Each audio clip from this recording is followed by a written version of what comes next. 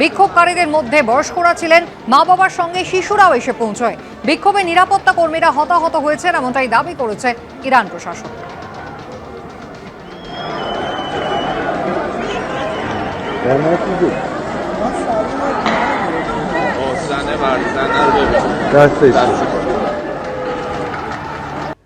রাজ্য জুড়ে হাড় কাঁপানো ঠান্ডা। দক্ষিণবঙ্গ থেকে উত্তরবঙ্গ একই পরিস্থিতি। কলকাতায় আজও তাপমাত্রা কিন্তু 10 ডিগ্রির ঘরেই রয়েছে। কি বলছে আলিপুর আবহাওয়া দপ্তর, সরাসরি চলে যাব। হিন্দোলদের রয়েছেন আমাদের সঙ্গে। হিন্দোল, রোদের দেখা কি মিলবে আগামী কয়েকটা দিন? কেমন থাকবে আবহাওয়া? দেখো, খানিকটা মেঘাচ্ছন্ন, অর্থাৎ কিনা যেভাবে কুয়াশা রয়েছে এবং যে ঠান্ডার পরিস্থিতি জাঁকিয়ে যে শীত পড়েছে, সেই শীতের পরিস্থিতি কিন্তু আগামী শনিবার থেকে রবিবার পর্যন্ত থাকবে, তেমনটাই আলিপুর আবহাওয়া দপ্তর সূত্রে খবর। গতকালই তুমি জানো যে কলকাতার তাপমাত্রা ছিল 10.2 ডিগ্রি সেলসিয়াস, সেই তাপমাত্রা 10.3 ডিগ্রি সেলসিয়াস এসে দাঁড়িয়েছে।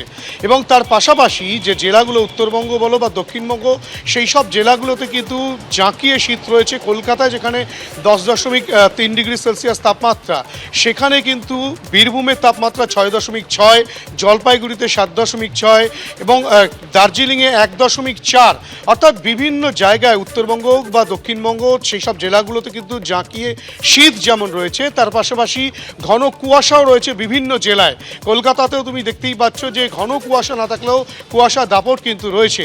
এবং এই যে শীতের জাঁকিয়ে শীত যেটা উপভোগ করছেন রাজ্যবাসী, সেই শীত কিন্তু শনিবার থেকে রবিবার পর্যন্ত থাকবে। তারপরে ধীরে ধীরে খানিকটা তাপমাত্রা বাড়লেও এখনই কিন্তু শীত বিদায় নিচ্ছে না, বা এই যে সুন্দর আবহাওয়া রয়েছে, জাঁকিয়ে শীত যেটা পড়ছে, সেই পরিস্থিতি কিন্তু বজায় থাকবে, তেমনটাই আলিপুর আবহাওয়া দপ্তর সূত্রে খবর। ধন্যবাদ।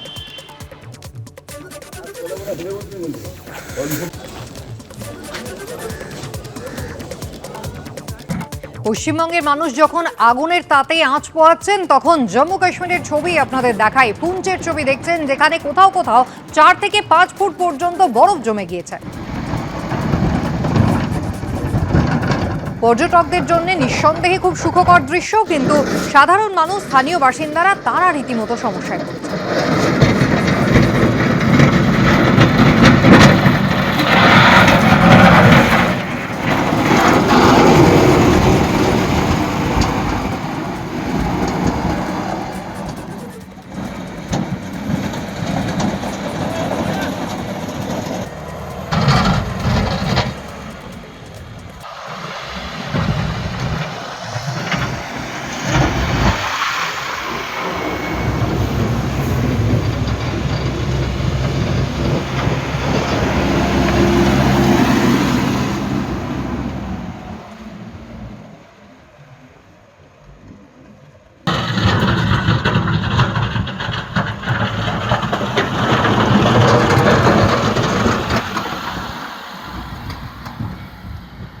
এবিপি আনন্দ, এগিয়ে থাকে, এগিয়ে রাখে।